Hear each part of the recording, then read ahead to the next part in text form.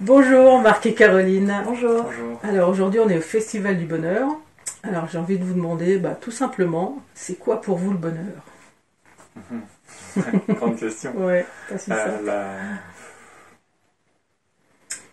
On a essayé d'y réfléchir avant, mais c'est pas évident. Le bonheur, parce qu'on le cherche, on ne peut pas vraiment le définir. On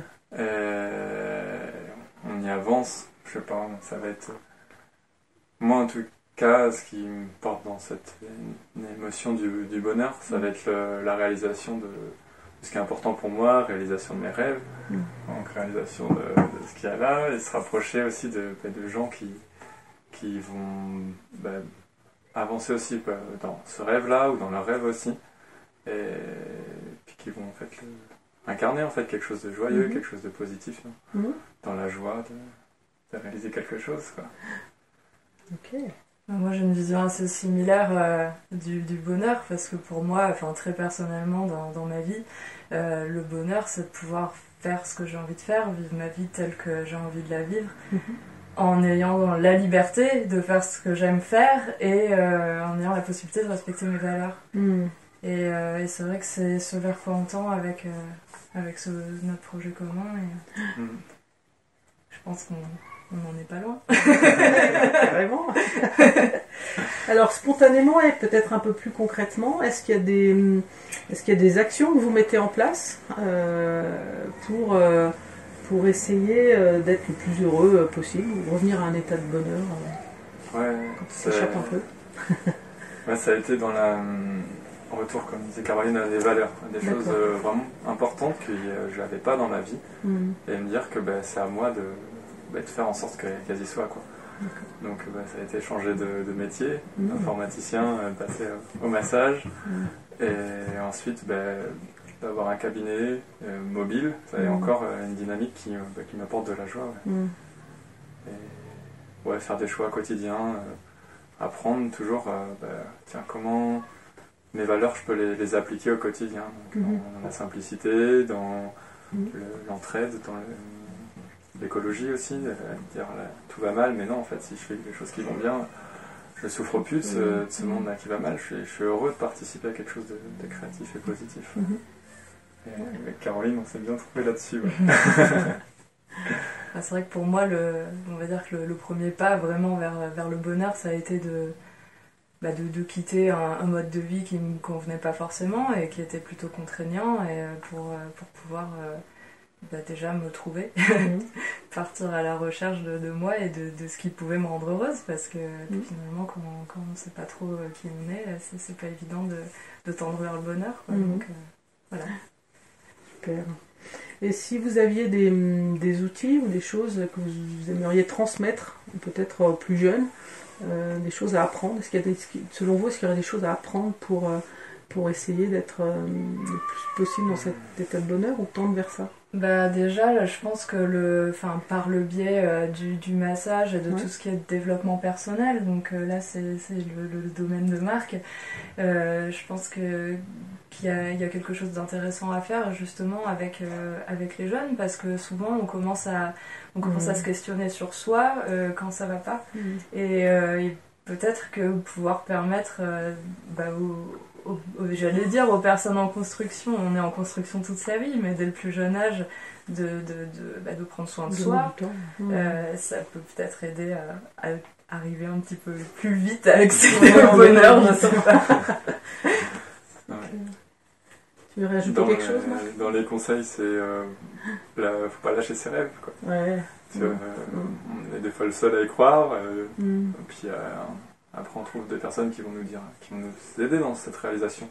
Mais au début, le rêve, il vient de soi, et faut pas attendre que ce soit quelqu'un d'autre qui le fasse pour nous, quoi. Ça, c'est un message qu'on espère pouvoir transmettre aussi à travers notre activité, parce que c'est quelque chose, c'est un projet un peu fou pour certains, que de quitter sa maison, quitter son travail pour créer quelque chose qui n'existe pas. Parce que la roulotte du masseur, c'est un concept qui est complètement nouveau, et on est parti tête baissée là-dedans, et on l'a fait. Bon, pour le moment, on démarre, donc c'est pas tous les jours facile, Mais voilà, c'est possible en fait. Il faut pas, quand on a envie de faire quelque chose, il faut pas forcément écouter ceux qui disent que c'est pas possible. Alors il faut quand même mesurer les risques, hein, mais quand on veut vraiment faire quelque chose, je pense que c'est important de se donner les moyens de le faire. Et c'est vrai qu'on a envie de pouvoir transmettre en fait cet exemple-là aux gens, leur dire bah, si nous on a réussi à le faire, pourquoi pas vous quoi. Par l'exemple, on n'a rien de... Tenter, si ça marche pas, ben, on rebondit sur autre chose, on sait pas. Mais en tout cas, il faut essayer. Toujours essayer, Alors vous faites une belle transition avec ma question d'après finalement, qui est à la fin de votre vie, qu'est-ce qui vous permettra de dire ouais, là ok, j'ai une vie heureuse. Ben, on a déjà une liste de rêves. Cochés. Et puis quand ils seront tous cochés, c'est bon, on pourra partir sur un.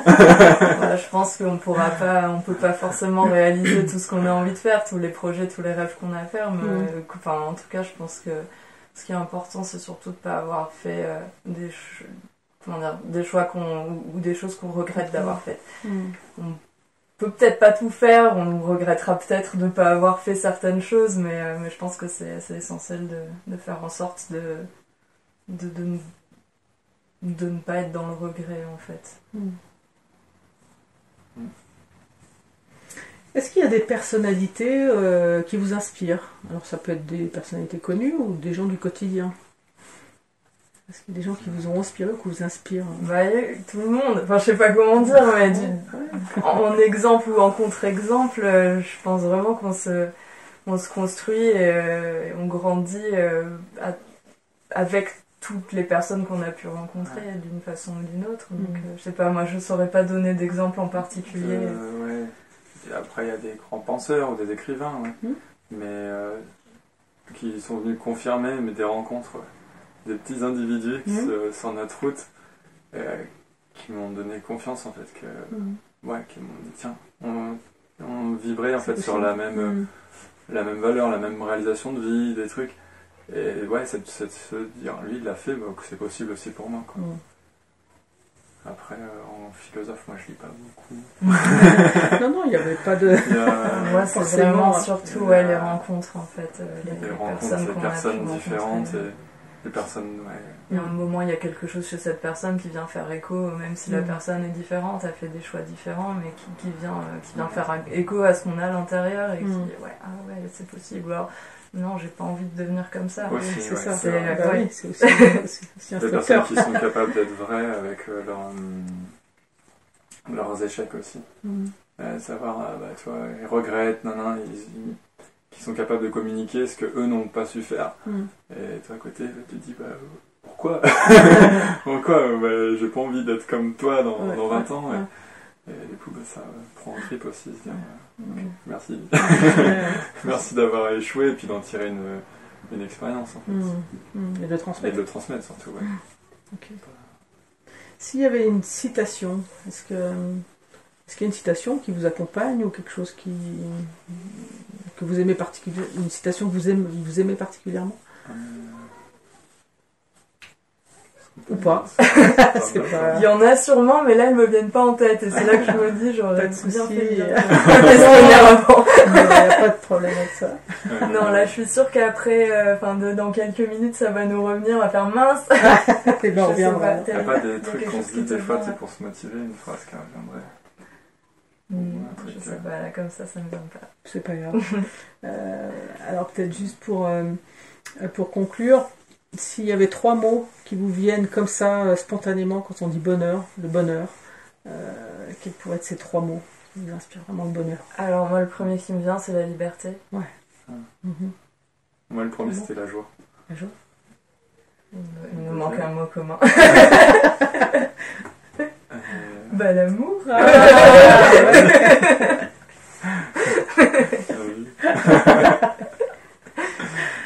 Super. Je crois qu'on peut finir là-dessus. C'est un très joli mot de fin.